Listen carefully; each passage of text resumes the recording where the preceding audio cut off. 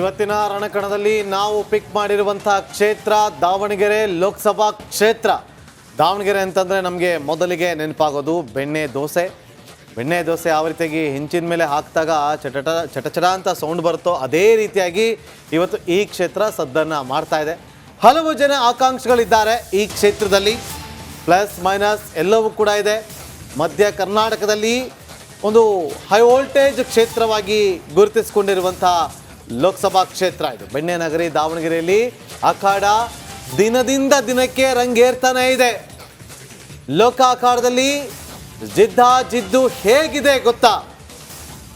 ಈ ಕ್ಷೇತ್ರದಲ್ಲಿ ಪ್ರಮುಖವಾಗಿ ಫೀವರ್, ಒಂದು ರೀತಿಯಲ್ಲಿ ನಮಗೆ ಜ್ವರ ಬಂದಾಗ ಯಾವ ರೀತಿಯಾಗಿ ಆತಂಕ ಇರುತ್ತೋ, ಏನಾಗ್ಬಿಡುತ್ತೋ ಅಂತೇಳಿ ಅದೇ ರೀತಿಯಾದಂಥ ಒಂದು ಫೀಲಿಂಗ್ ಕ್ಷೇತ್ರದಲ್ಲಿದೆ.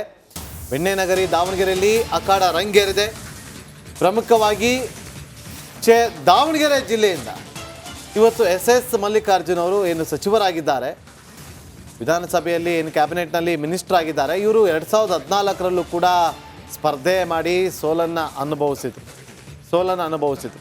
ಈ ಬಾರಿ BJPಯಿಂದ ಯಾರಿಗೆ ಟಿಕೆಟ್ ಸಿಗುತ್ತೆ?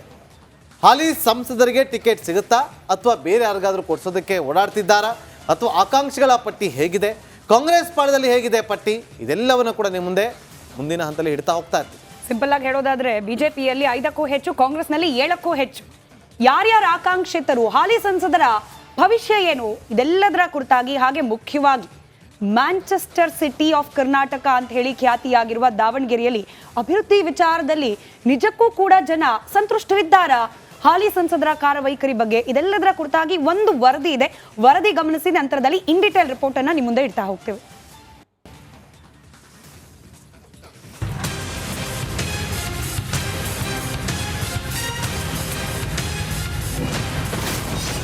ಬೆಣ್ಣೆ ನಗರಿಯಲ್ಲಿ ರಂಗೇರಿದ ಲೋಕ ಫೀವರ್.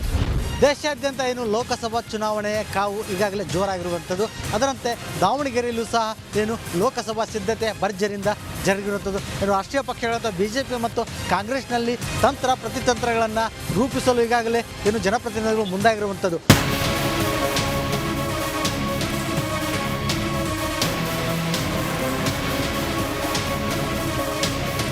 ಎಸ್, ಬೆಣ್ಣೆ ನಗರಿ ದಾವಣಗೆರೆಯಲ್ಲಿ ದಿನದಿಂದ ದಿನಕ್ಕೆ ಲೋಕಸಭಾ ಚುನಾವಣಾ ಕಾವು ರಂಗೇರುತ್ತಿದೆ.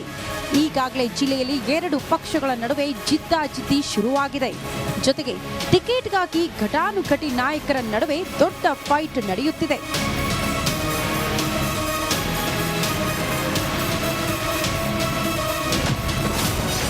ಬಿಜೆಪಿ ಟಿಕೆಟ್ಗಾಗಿ ನಡೆಯುತ್ತಿದೆ ಫೈಟ್.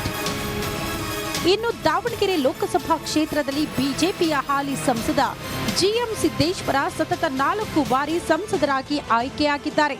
ಅವರ ತಂದೆ ದಿವಂಗತ ಮಲ್ಲಿಕಾರ್ಜುನ್ ಅವರು 2 ಬಾರಿ ಸಂಸದರಾಗಿ ಆಯ್ಕೆಯಾಗಿದ್ದು 6 ಸಲ ಸಿದ್ದೇಶ್ವರ ಕುಟುಂಬವೇ ಲೋಕಸಭಾ ಚುನಾವಣೆಯಲ್ಲಿ ಜಯ ಗಳಿಸುತ್ತಾ ಬಂದಿದೆ. ಇದೀಗ ಈ ಸಲ ಸಿದ್ದೇಶ್ವರ ಅವರಿಗೆ ಟಿಕೆಟ್ ತಪ್ಪೋ ಭೀತಿ ಎದುರಾಗಿದೆ.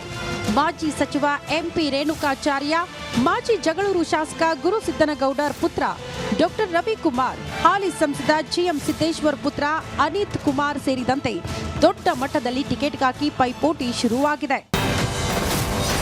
ಕೈ ಪಾಳ್ಯದಲ್ಲೂ ಟಿಕೆಟ್ ವಾರ್.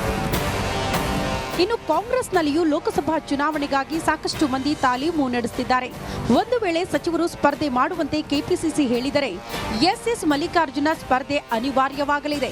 ಇದರ ಜೊತೆಗೆ ಸಚಿವ SS ಮಲ್ಲಿಕಾರ್ಜುನ ಪತ್ನಿ ಪ್ರಭಾ ಮಲ್ಲಿಕಾರ್ಜುನ್ ಸ್ಪರ್ಧೆ ಮಾಡಿಸುವ ಚಿಂತನೆ ಮತ್ತು ಸಿದ್ಧತೆ ಶಾಮನೂರು ಕುಟುಂಬ ಸೇರಿ ಆಪ್ತ ವಲಯದಲ್ಲಿ ನಡೆದಿದೆ ಎನ್ನಲಾಗ್ತಿದೆ. ಇದನ್ನೆಲ್ಲ ಹೊರತುಪಡಿಸಿದರೆ ಕಾಂಗ್ರೆಸ್ ಪಕ್ಷದಿಂದ ಸ್ಪರ್ಧೆ ಮಾಡುವವರ ಪಟ್ಟಿ ಕೂಡ ದೊಡ್ಡದಿದೆ.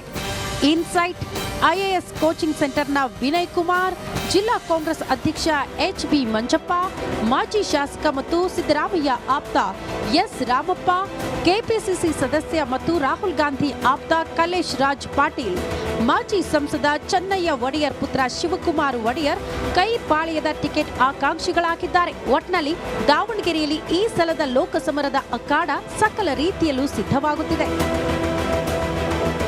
2024ರಲ್ಲಿ ಏನು ದಾವಣಗೆರೆ ಲೋಕಸಭೆ ಕ್ಷೇತ್ರದಿಂದ ಯಾರು ಜಯಬೇರಿ ಬಾರಿಸಿ ಏನು ದೆಹಲಿ ಗದ್ದುಗೆ ಹಿಡಿತಾರೆ ಅಂತ ಕಾದು ನೋಡಬೇಕಾಗುತ್ತೆ. ಕ್ಯಾಮರಾ ಪರ್ಸನ್ ಸ್ವರಾಜ್ ಜೊತೆ ವಿಠಲ್ ಕ್ಯಾರೋಟ್, ರಿಪಬ್ಲಿಕ್ ಕನ್ನಡ, ದಾವಣಗೆರೆ. ಅಖಾಡ ಸಿದ್ಧವಾಗಿದೆ ಅಂದಮೇಲೆ ಅಖಾಡ ಕಿಳಿದು ಕುಸ್ತಿ ಆಡೋ ಪಟುಗಳು ಕೂಡ ಬೇಕಲ್ವಾ? ಎರಡೂ ಪಕ್ಷದಲ್ಲೂ ಕೂಡ ಸಾಕಷ್ಟು ಹೆಸರುಗಳು ಚಾಲ್ತಿಯಲ್ಲಿದೆ ಅಭ್ಯರ್ಥಿಗಳ ಪಟ್ಟಿಯಲ್ಲಿ, ಆಕಾಂಕ್ಷಿತರ ಪಟ್ಟಿಯಲ್ಲಿ. ಇನ್ಫ್ಯಾಕ್ಟ್ ಅಭ್ಯರ್ಥಿ ಆಗಬೇಕು ಅನ್ನೋ ಆಕಾಂಕ್ಷೆ ಇರುವವರ ಪಟ್ಟಿಯಲ್ಲಿ